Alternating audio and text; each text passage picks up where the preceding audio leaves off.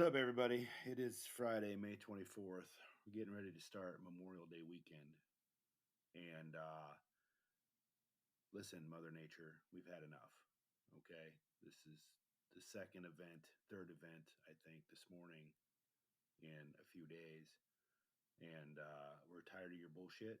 And we want you to stop with the wind and the tornadoes and the rain and the inconvenience and the bullshit and the destruction and the relocation of people's homes. Just stop it. Uh, you seem to be really bitchy right now, Mother Nature, and we've all kind of had enough of your shit. So um, let's knock it off. That being said, this will air on Monday of Memorial Day. So several things with that. One is let's not forget our friends who had plans this weekend, and they are now changing those plans to recovering their personal effects, their homes. They're relocating places to where they need to be, and they're helping out friends and family, and things are going to look different today than they were going to last week. It's also Murph Day. So, what does that look like for your boy? I do Murph annually, and it's one of my favorite workouts. And people ask or have asked why I do Murph. I don't really know, other than it's a cool workout, and I don't have any ties to the military or Michael Murphy himself. Uh, he's a cool story, and it's just a cool workout. It's one of those where you know what's coming, and it no matter how much it sucks, it can't suck near as bad as it sucked for him and his crew on that hill that day in Afghanistan. So I typically do it with no music, no earbuds. I just set out and do the work. My strategy usually looks like this. I try to run 2 10-minute miles. So if you're not familiar with the workout, it's a mile run, 100 pull-ups, 200 push-ups, 300 squats, a mile run. So I typically try to do the mile run in 10 minutes, the first one, and then I try to stick to about a 130 pace on. I break it down into 20 sets of 5 pull-ups, 10 push-ups, 15 squats. So that's traditional Cindy. And then I do the last mile run, and I try to keep that one around 10 minutes too. But it's typically around 11. So if you do the math, I'll try to keep um, the pull ups, push ups, squats part of it um, in 25 minutes. So we're talking about a 45 minute. I try to keep it in that 45 50 minute window. That's always my goal. I think back in 2021 when I was eating carbs, I was able to go under 40, but typically I try to be sub 50 minutes in this workout, and I don't whether that's good or bad. I don't know. I don't really give a shit, but that's my goal. Um, so there's that. What else is going on? Listen, today's episode was supposed to be something, and now it's not.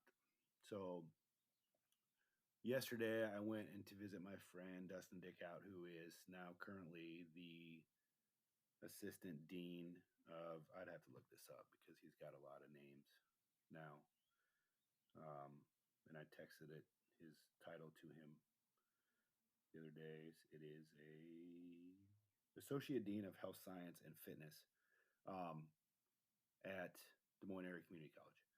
So uh, I went there yesterday, and we had the greatest conversation probably ever. We listened to his story and how he got to where he is, and what his title means, and how it's he used to be the chair of the EMS program at DMAC. Him and I went to paramedic school together, so we have a long history, and we had some really good times. We worked for the same services in the past. But as life does, we've gotten away from each other. He's doing his thing, and I'm doing my thing, and it's just the way life goes. Um, so we sat down and had a great conversation yesterday. And here's the problem: is you can hear my voice, but you can't hear any of his, not one. So out of an hour and 20 minutes of probably one of the best conversations, like the poster of what I want this show to be is what it was yesterday, and I can't produce any of it. I can't give you any of that content, and I don't know why. I've done this format before and it's worked, but I'm seriously having some goddamn microphone issues, and it's pissing me off. Like I can't find a chord that works. Like even right now, it's sketchy. Like I seem to be drifting in and out. The audio feedback from my last episode was that you were in and out, and I think it's because the goddamn microphone wire isn't working, and I've tried different wires, and now I'm like literally with the microphone in my goddamn mouth right now to try to make my screen light up that it's actually registering that I'm speaking to you. And even now, it just so I'm annoyed. But the point is that we're professionals, and I think any lesser mind would look at that yesterday as a fail and be like, "You two chumps couldn't even figure out how to record your voices on a computer." Uh, but I look at it as a win. I got to spend time with a guy that I haven't seen in a long, long time. We sat down together in his environment, um, and had great conversation, and we talked about things that maybe typically we don't get to talk about with other people, and it was great. Uh, we learned a little bit about each other. We learned that we have probably a lot more in common than what we thought. He surprised me in several different ways. We laughed. We got a little excited. We got fired up. We got a little maybe slightly emotional when talking about things and friends and some shit that we've done, and it was amazing. Um, that being said, I'm not going to tell his story today. That's for him to tell. But I am going to bring up the conversation that he was most passionate about talking about, and just basically give you guys just the tip of kind of what we did, and what we talked about yesterday in my experience and in my opinion. Um, So the first thing he asked, so this episode is about um, mental health, and I noticed I didn't say mental illness because I think that those, like, I think mental illness. I can't speak to mental illness, like truly diagnosed mental illness, and there's it's a big spectrum, and I'm not qualified to talk about that. But I feel like I am somewhat qualified to talk about the healthy state of and the unhealthy state of my brain at times. Um, and maybe not other people. I'm just going to keep it with me. Like, so I'm going to speak to mental health as I know it to be in my profession. Okay. Um, so the first thing he asked me yesterday was like, "Listen, man, how dark do you want to go with this conversation?" And I was like, "Shit, man, like we just started. Like we can go as dark as you want. There's no filter on this production, man. I want it as real and as candid as it can be." And then the second question was, "Well, can I cuss?" And I was like, "Well, yeah, I just have to mark explicit on the thing, and I'm not opposed to doing that." And he said, "Listen, you know how you get fired up about healthcare? Like I get fired up about health span and lifespan and healthcare." I go, "Yeah." He goes, "I get fired up by mental health."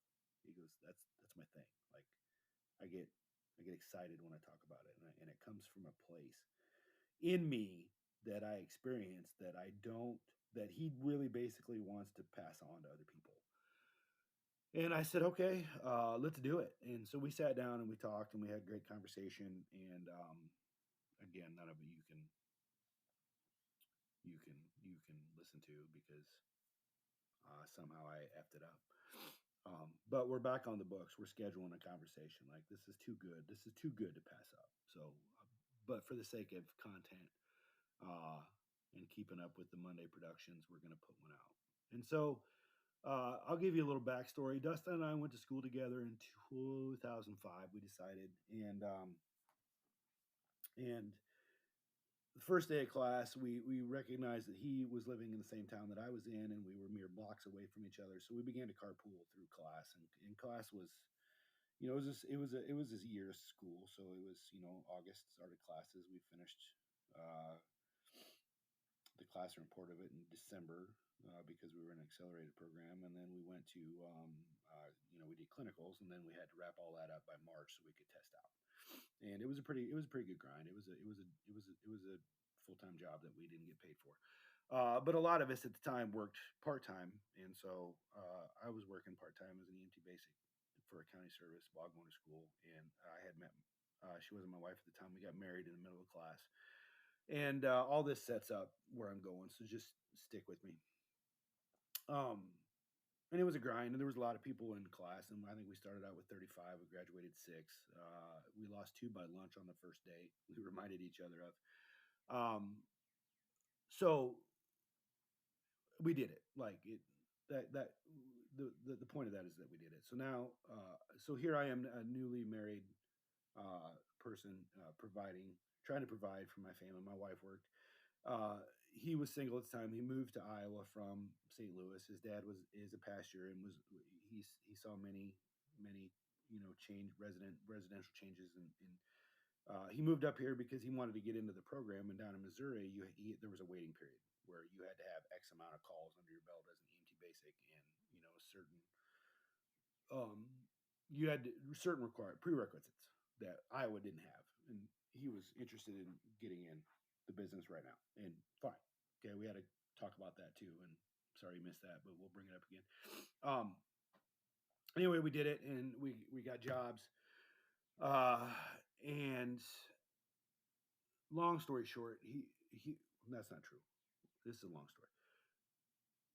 We worked for various other services, and I think at the time when we're looking at things and we're looking at the shift length, I was 36 on, 60 off, and I don't know where he ended up part time at the place that I work, random hours, and then I think he got full time at a county service that was 24/48.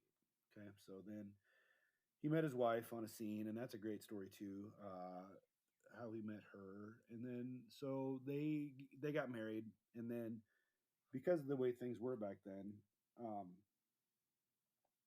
daycare and basically what you would make as any sort of that's not any sort of medial job back then was about the same. So people really had to weigh the options of, if I'm only going to make 40 grand a year and daycare costs me 36 grand a year, I'm probably just going to stay home with my kids. So they decided that instead of working for free, that his wife would stay home and raise the kids, and that he would provide the income for the family based on his career. So, uh, which usually um, met multiple jobs, and us in EMS worked multiple jobs anyway because of the like we could get off our 24 and go do a 12 somewhere and make some extra money, and we had to. So that's what he did, and I don't know for how long he did it, and it doesn't matter.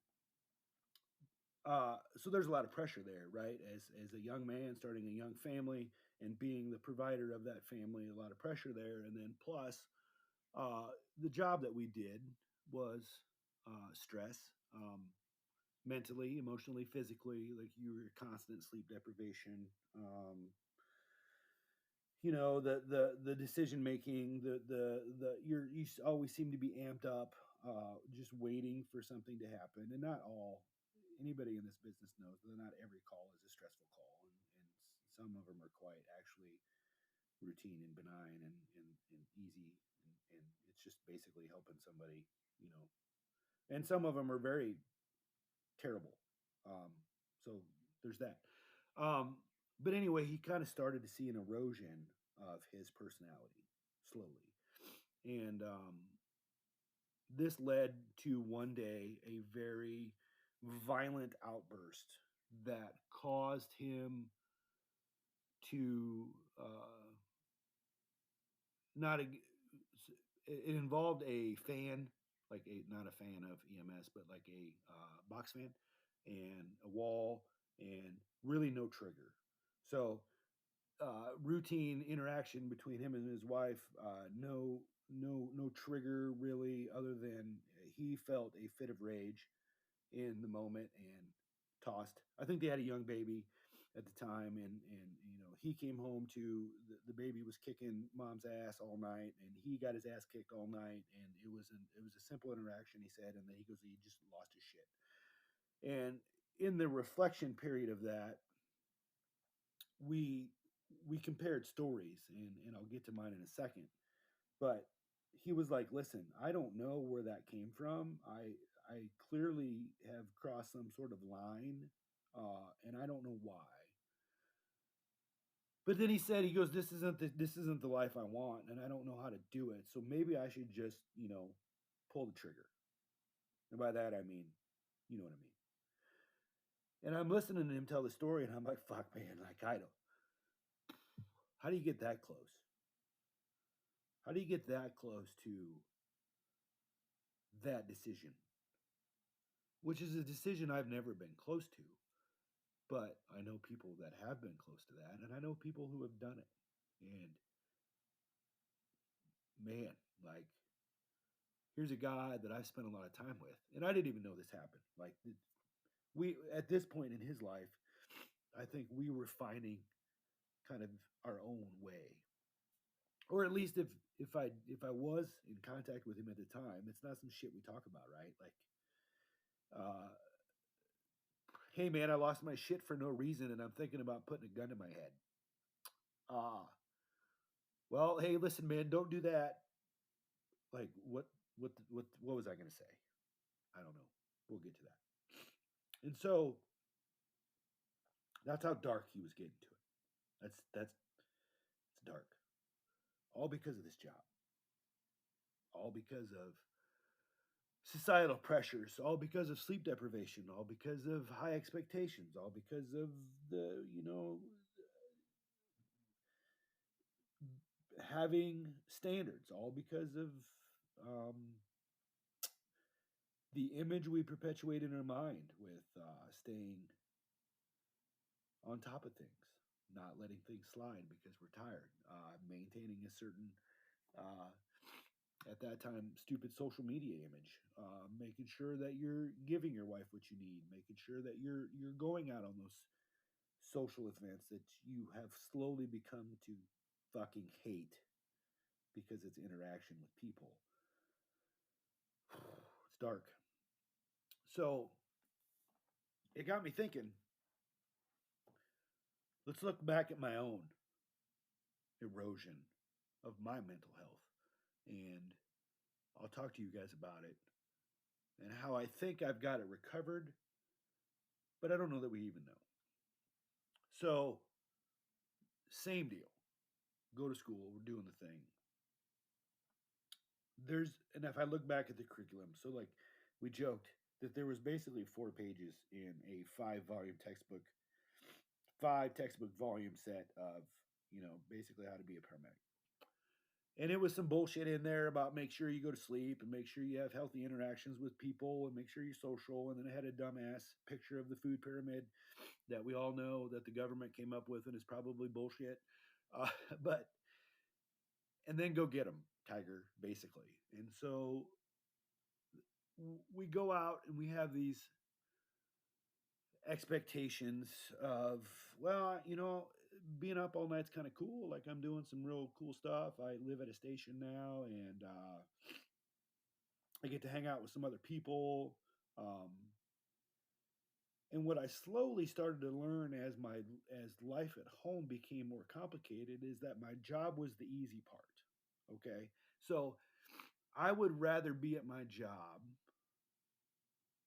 because that was the thing I understood versus being at home because I don't understand what's going on there. I don't understand really uh, my wife, and I don't really understand how to raise kids, and I certainly don't know understand how to deal with that at home. So work is where I wanted to be. And so I decided that I would have multiple jobs, and it would be one of those things where I'm providing for my family and I'm doing a good service. I'm serving other people. Clearly there's no fault in serving other people, right? Like, that's what God wants us to do, is serve other people. So there could be no negatives from me serving other people, in my opinion. And so I worked a lot, and I was slowly starting to get into this every third day grind, the sleep deprivation, and I kin it to coronary artery disease and having a heart attack. Is we don't feel the plaque build up in our arteries, right, as it's building up, and it can take a long time to build up. Um, But there's going to be signs and symptoms of coronary artery disease if you're smart enough to pick them up. And so, what were my signs? Well, I was becoming more reclusive. I didn't want to be out amongst people. And listen, we joke a lot about, how, oh, I just hate, I said it the other day in the car, Carson, I was with Carson. I was, God, I hate people. And that's not true. I do not hate people. I don't like being encumbered by people. Like there's always seem to be people around. I do enjoy interacting with people and helping people because why else would we do this if we didn't? So to say that I do not like large crowds, I still don't. I do not like places where adults can pass out drunk because I have a little PTSD from always picking people up on the weekends, grown ass people who can't find their limit in alcohol and pass out, and then I have to go pick them up. But that's a different conversation. Uh, I was much more cynical, and I think that happens a lot in our job anyway, as a byproduct of it. I did not like going to play areas with my kids, and I did not like going to playgrounds. And here's why: I didn't really know how to handle my own children, but then I had to add that to that, basically handle other people's children, right? Like if you looked back at most parents are on their phone or reading a magazine or reading a book while little Timmy's, being an asshole to a bunch of other kids on the play area. And I've been on zero sleep and just dealt with some shit that nobody knows about. And so now I have to come to the play area and deal with your snot nosed kid while protecting my kid. And I didn't know how to do it. I avoided it. Hey, Dad, can we go to the park? No, I don't want to. I did it last night. Collins wanted to go to the park, and I was like, I'm not interested.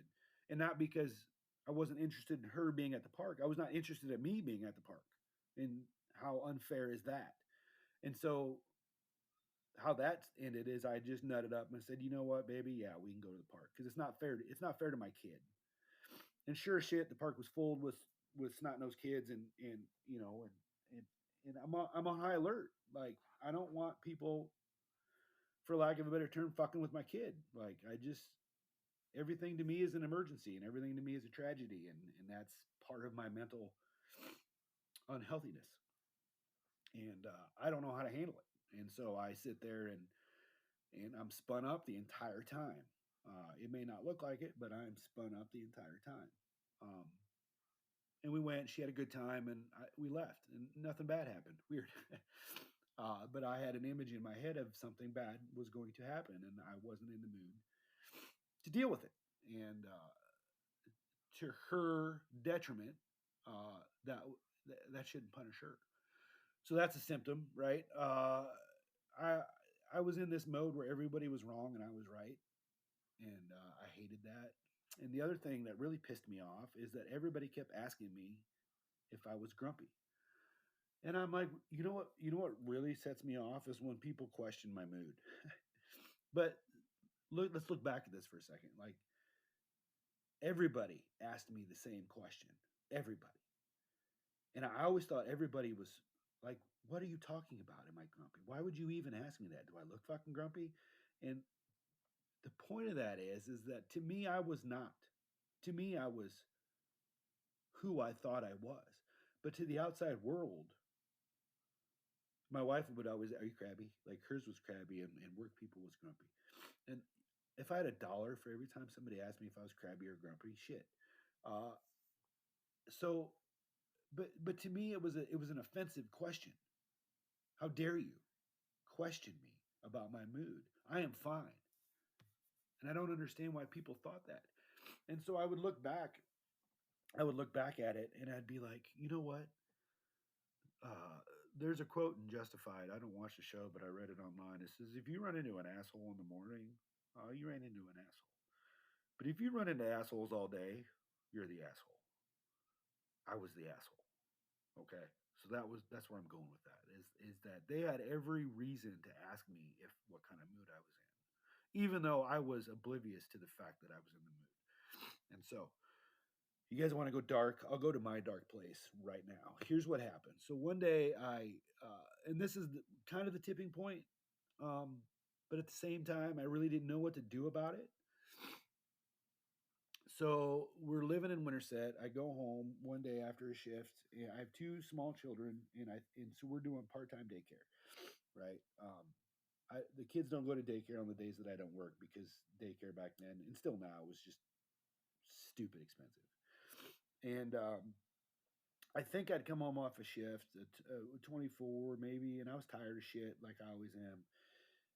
And Lindsay, I think, was on her way to her job, um, and so me and the kids, and kids being kids, I would never fault my kids for anything. Something happened, and in our house we had cupboards, kitchen cupboards that had glass panes or glass you could see in my cupboard, so you could see the like our plates and shit.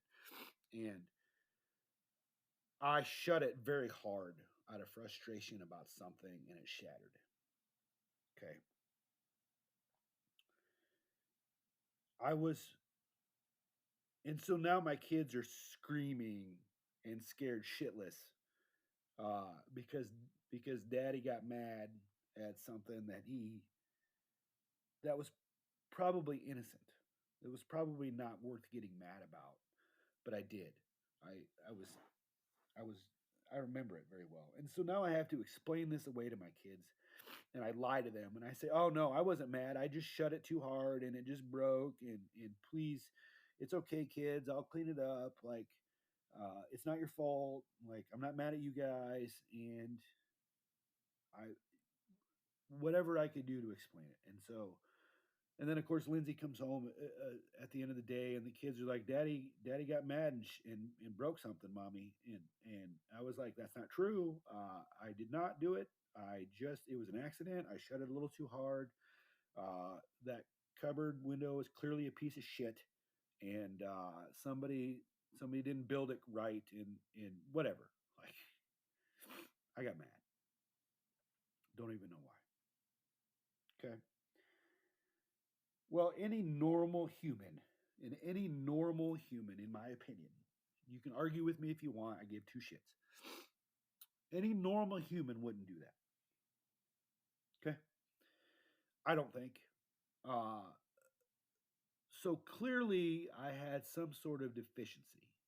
Now, at the time, did I understand it? No. Did I know what to do about it? No. Uh, just try harder not to get pissed off next time, I guess. The same things I kind of do now. Had I recognized things back then, would I have done it different? Like, and what do you mean by different? Do I mean would I have sought therapy? I don't know. I don't get behind it much because I don't really want to go to a place every week and talk about things that make me mad or sad. I just think that if I have to go somewhere every week and talk about those things, I'm just going to stay mad or sad. So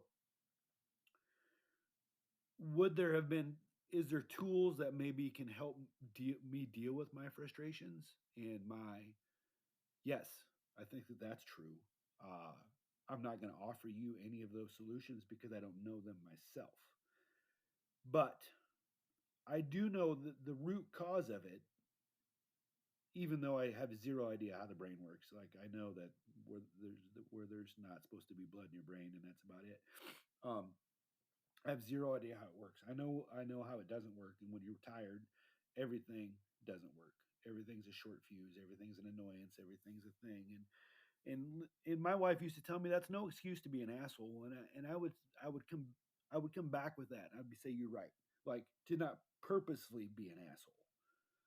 Like I can't say things and go, oh, sorry, I'm tired, knowing that those things that I'm saying are offensive or mean, but I can viscerally react to things out of some sort of primal response to whatever's going on inside my brain and whatever's going on physically. And I think that that's where I would get in trouble, is that I would viscerally respond to things instead of logistically responding to things and taking that minute and saying, "Ooh, I'm starting to feel a certain way right now, and I don't know why, but let me take a minute to try to stuff this down." So there was my MI. There was let's not say that. That wasn't my MI. That was my chest pain. There was my chest pain. There was my shit, something's wrong. Okay, now this has been a long time ago, probably 13, 14 years ago when I stayed in obviously the profession. Um, and so again, they don't teach you this in school, man.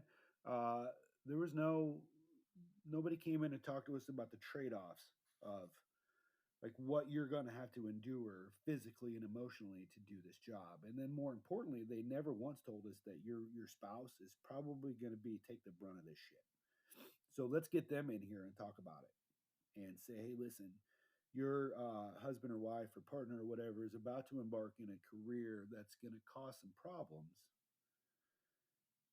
unintentional problems, and you need to be prepared for this. And here's kind of what that may or may not look like. Okay. Now, this is all relative. Some people, I think, do very fine in our profession. And I think some people are just cut out for, uh, they just respond better, I think.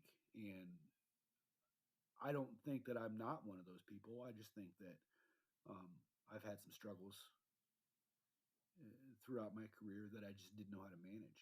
And that's okay too. And I think um, that's what we're here to talk about. So,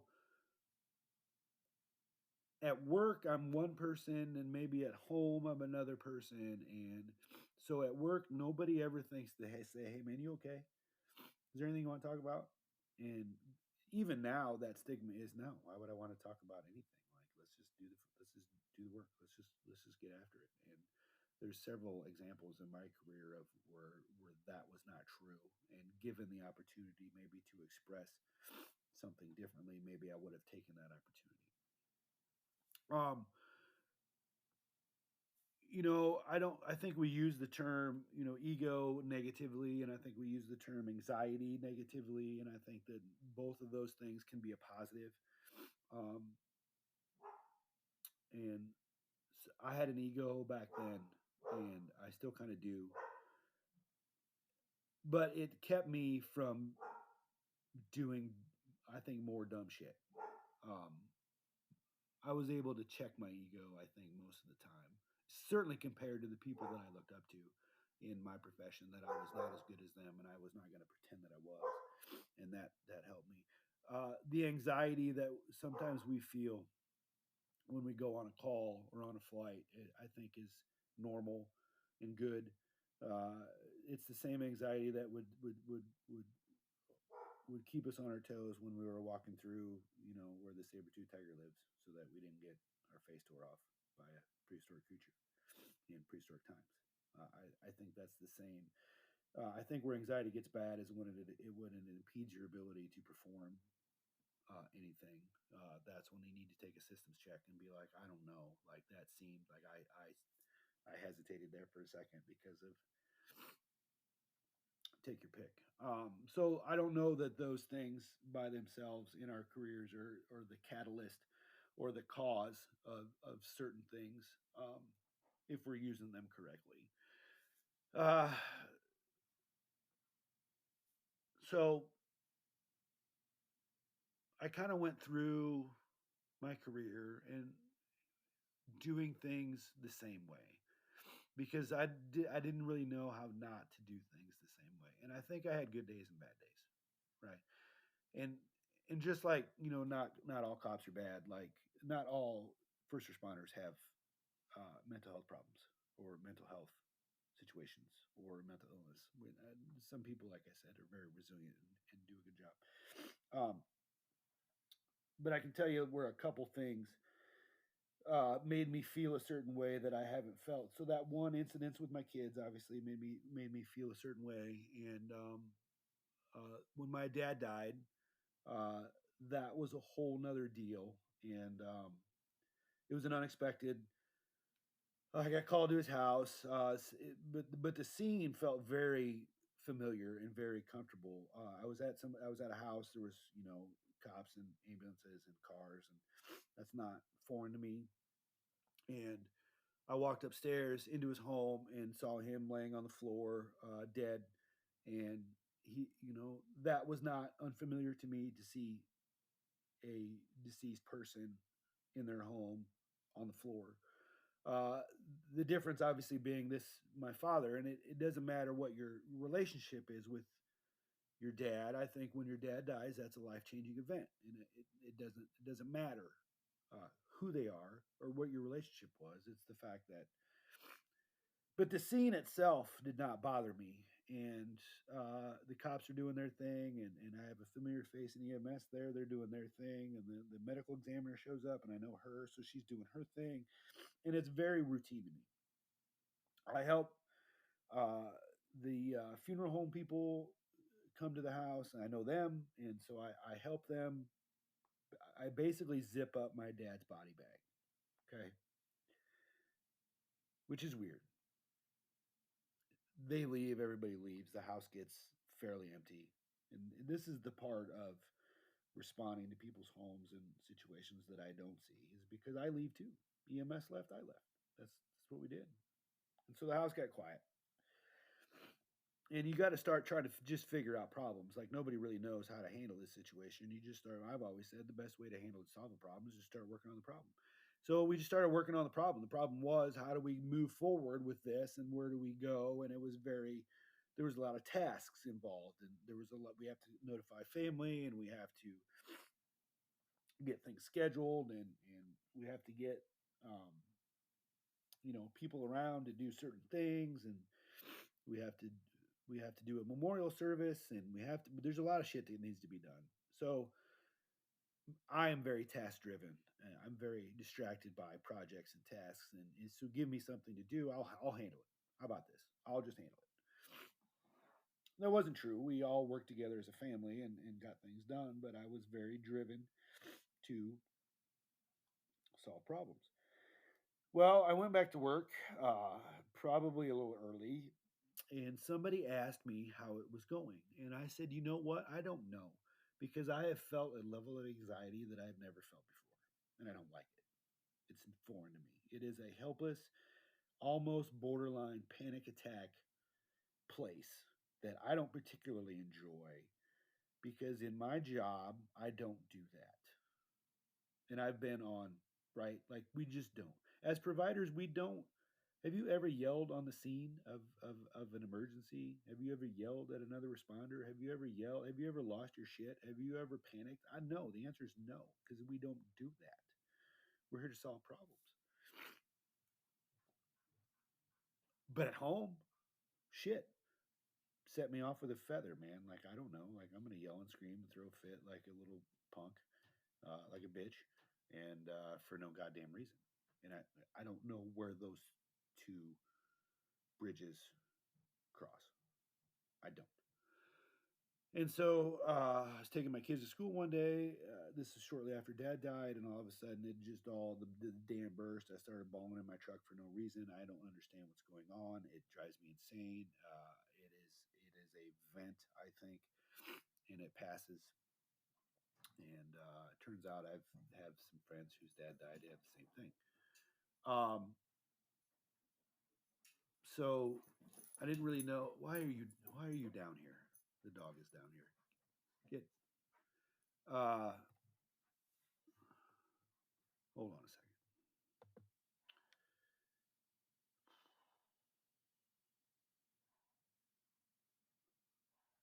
Are you leaving?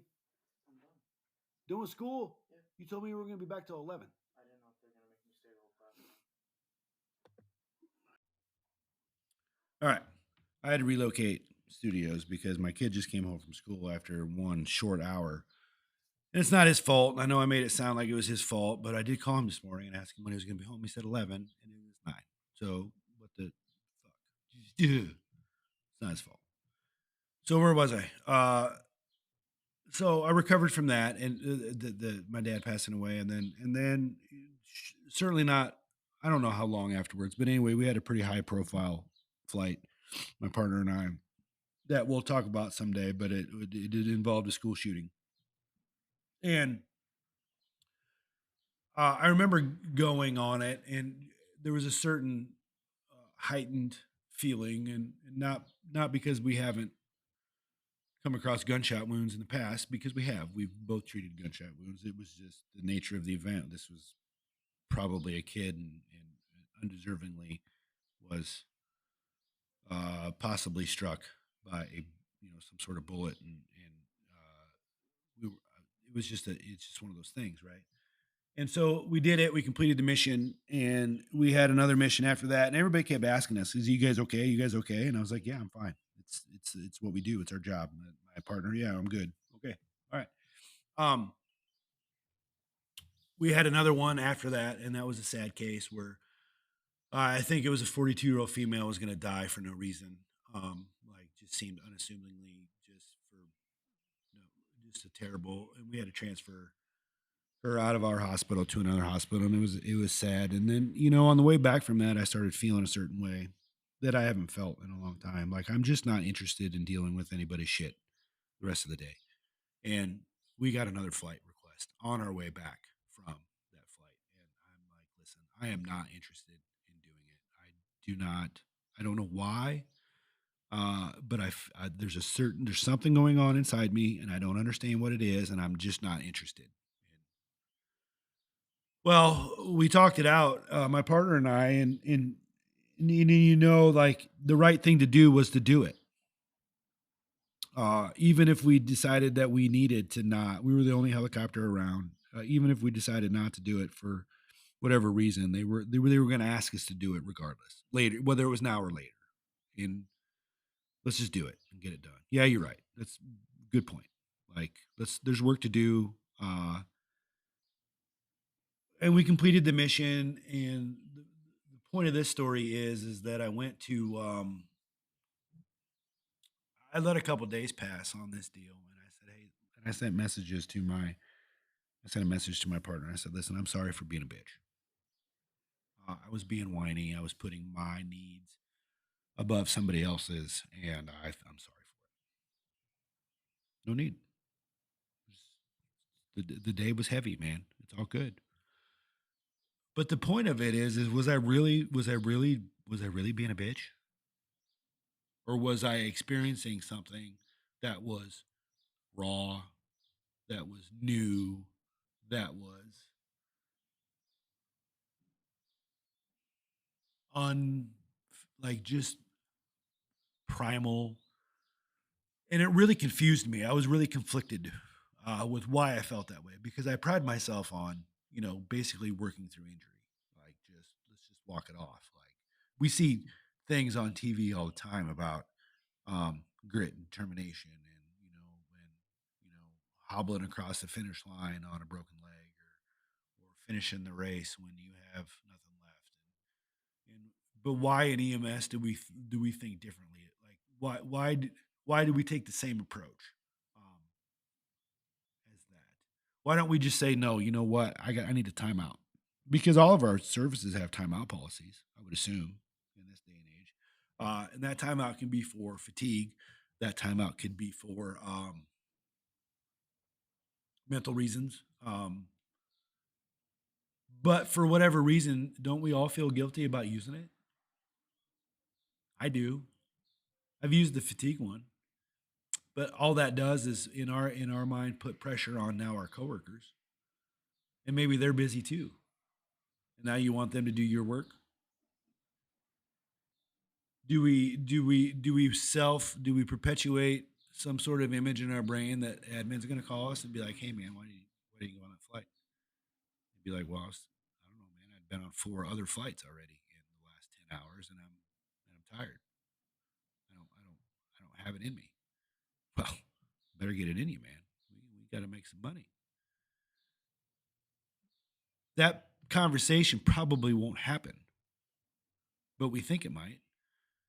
Or maybe the conversation is you get a call from your buddy who's up at the other base going, "What are you, a sissy or something? Get the fuck up there. Do the thing. Do the job. I don't want to do your job. I'm tired too." Well, how do you handle that? None of which I have the answers to, people. I don't know. I'm just saying that this is real, and so if you see somebody, and so what happens if somebody says, "Hey man, you okay?" What's my response? "Yeah, I'm good." Why you? No, I'm fine. Do we lie to each other? Lindsay asks me every day when I come home from work, how was your day? And I say the same thing every day. It's fine. I wasn't overworked. Nothing cool. Is that true? Yeah, I lie all the time, every day. Unless I truly didn't do anything, and then I'd be like, yeah, we didn't do anything. It's kind of boring. But my default answer is, doesn't matter how the day went. No, it's fine. I didn't get overworked. We did it. It was cool. And if I do tell her, like, what's she gonna do for me? Is probably my bigger thought. Is like, what am I gonna tell you that you're gonna understand? You teach preschool.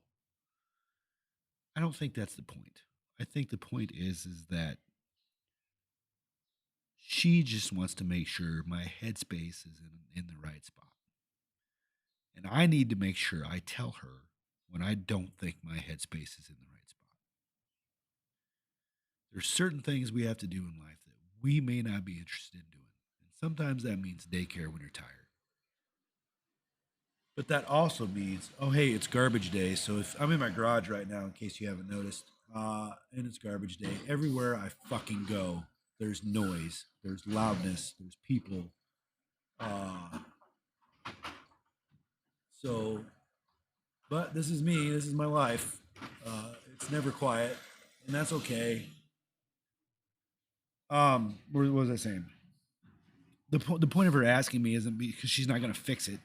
I think the point of her asking me is that so that she knows what to expect. And I have to be honest with my expectations on how I think the day's going to go. Hey, baby, I'm real tired and I kind of got beat up mentally. So today's going to be a little rough. I'll do what I can. Um, that doesn't mean ship the kids off. That doesn't mean don't talk to me. That doesn't mean. But if you're snipping and your wife or husband or partner looks at you and goes, "Hey, man, you okay?" Be honest with them. No, I'm not. Because why else would they need to ask you? Are you mad at me? No. Well, then why did you just act like it? I don't know. Sorry. That's not a thing. It's not a thing. Stop it. And I don't know how to stop it. That's the point. Do you guys know how to stop it? Uh if you're acting in a certain way that draws attention from somebody in a negative way and they call you out on it and you deny it, I think that's a problem.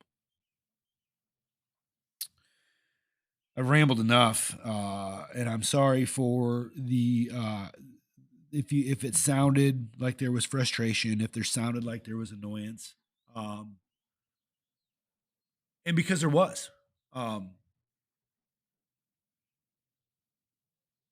can't take it back. I'm gonna go down and talk to my kid and say, "Hey, listen, man, you didn't do anything wrong by coming home. You weren't in my way. You weren't in my face. I was just trying to get something done. I was trying to cross something off the task list because that's how I'm fucking wired, and that's not his fault. It's mine. I got to figure out a way."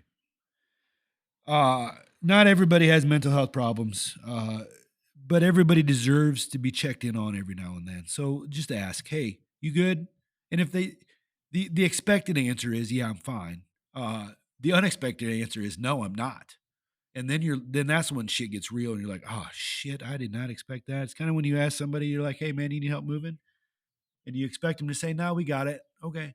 And then they turn around and they're like, "Yeah, I do need help." And you're like, "Oh shit, man, sorry, I got something to do." Like you didn't expect the answer. You just wanted to reach out so it sounded like you were interested or sounded like you wanted to try to help somebody. But none of us really have any answers.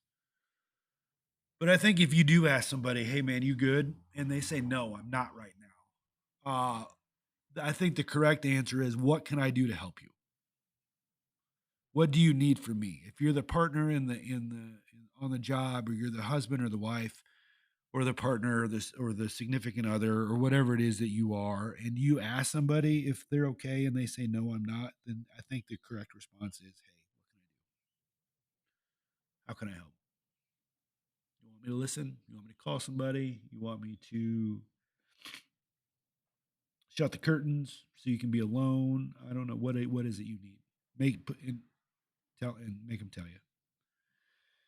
Not everybody in this job has mental health problems. I think if you see the people on Instagram that have to put a video camera phone in one room on a tripod, and they leave the room just to enter the room in front of that camera and slide their happy ass down the wall and be like, "Oh my god, I lost a patient today," and they set it to music and they put a fucking filter on it, and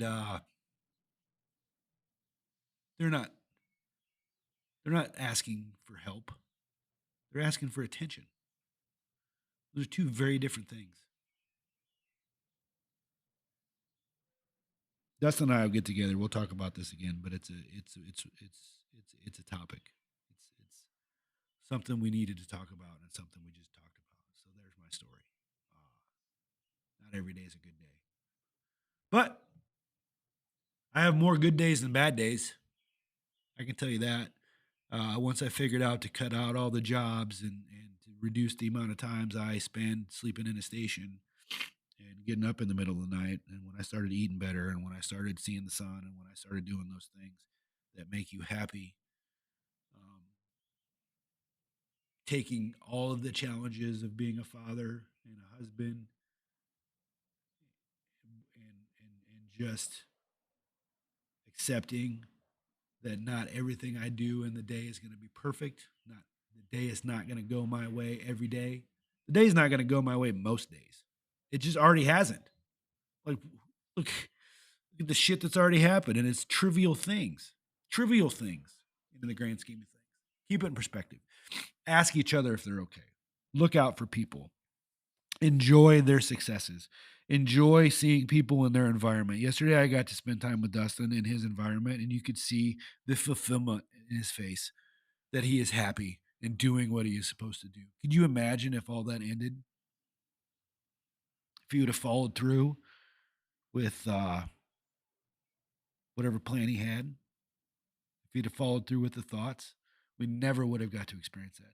And more importantly, the people that he comes in contact with every day, his legacy would have been a statistic of another first responder who committed suicide.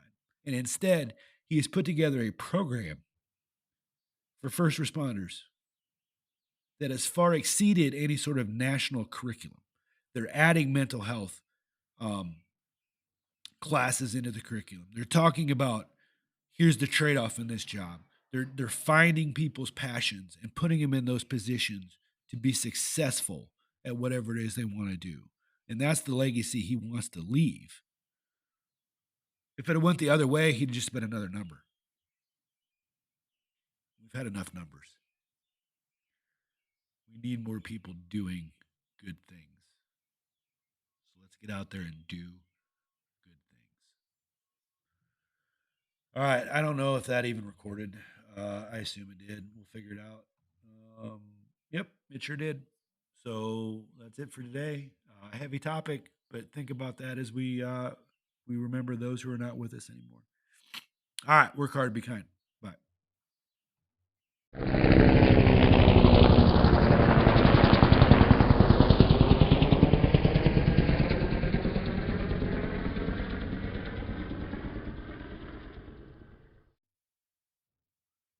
Hey guys, thanks again for listening to another episode of the Shift Change Podcast. I need to ask if you would leave a rating. I think that it helps people who are new to the podcast find it quicker. It doesn't do me any good, but it does help other people that are looking for the Shift Change Podcast on Spotify or Apple. It just comes up quicker the more ratings that you give it. Whether you give it a 2 or a 5, it doesn't make a difference. It just helps other people. If you need to get a hold of me, contact me via my email, the show email, which is talkshiftchange@gmail.com. Or you can message me on Instagram at talk.shiftchange. Excuse me, at talk.shiftchange on Instagram. As always, thanks for listening. I could not have imagined how well this podcast has been received. So, as always, I appreciate it. Work hard, be kind.